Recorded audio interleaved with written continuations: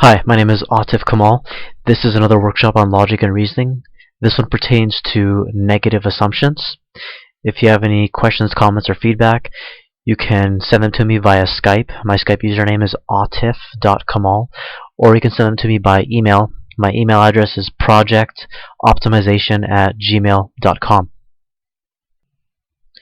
Now, the benefit of a negative assumption is that it reveals a privation, something that is lacking in whatever the negative assumption is about, even though it is not explicitly stated in the sentence or the paragraph.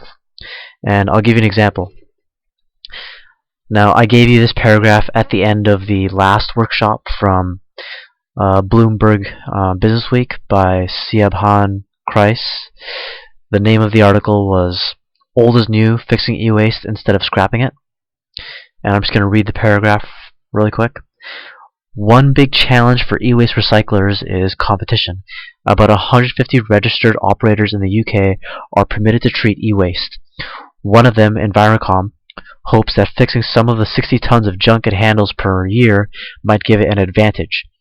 So in addition to recycling, it's also repairing broken washers, TVs, and refrigerators, and then reselling them. Okay, now what is lacking it pertains to the other e-waste recyclers. And I have some questions in the form of conditional propositions to help you see what it is that the other e-waste recyclers are lacking. So we'll start off with this question. If fixing e-waste might give Envirocom an advantage, what must that mean about the competition for fixing e-waste? Well, if you have the same pool of customers and you have more companies trying to get that money, then you're going to have more competition.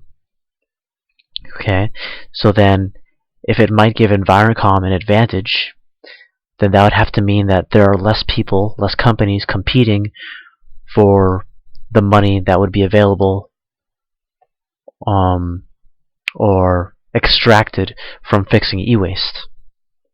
And to think of it another way, if there was just as much competition for fixing e-waste as there is for recycling it, would that give Envirocom an advantage?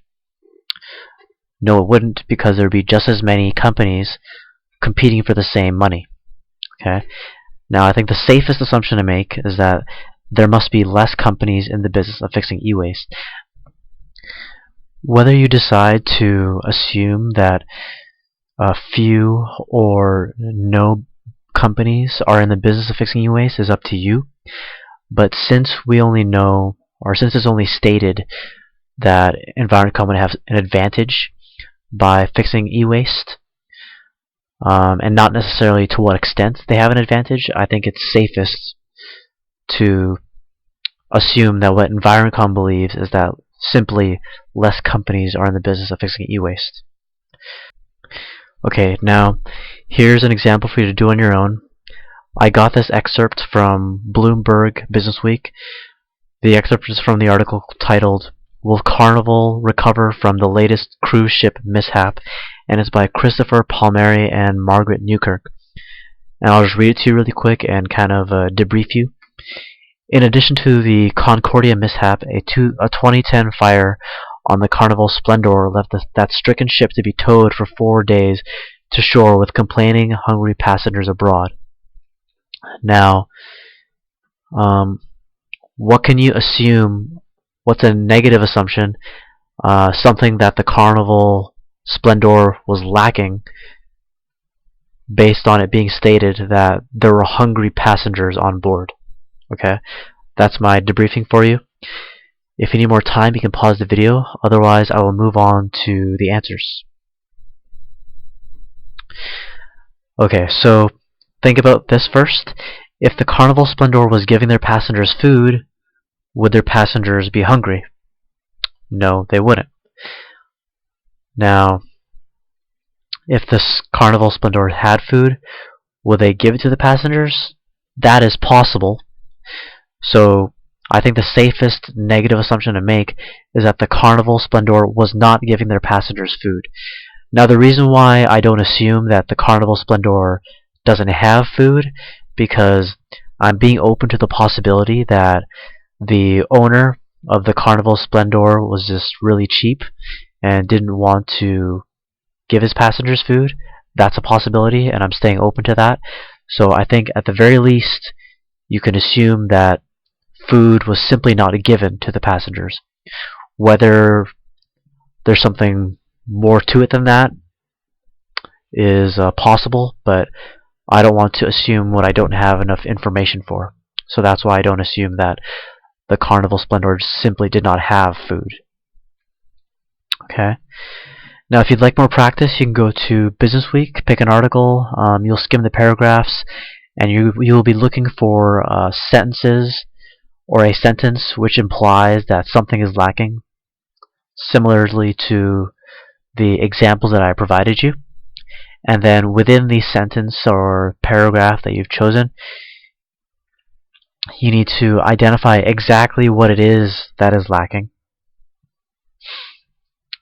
And if you can identify what's lacking, then you can formulate a negative assumption. And if possible, you could try to emulate the questions that I formulated in the form of conditional propositions. Now, in the next workshop, I'll talk about exhaustive disjunctions. I've talked about disjunctive propositions before, but those disjunctive propositions picked out specific possibilities, and an example that I'd used in the past is like, you will have eggs or bacon for breakfast. Now, the problem with picking out specific possibilities is that they necessarily neglect other possibilities.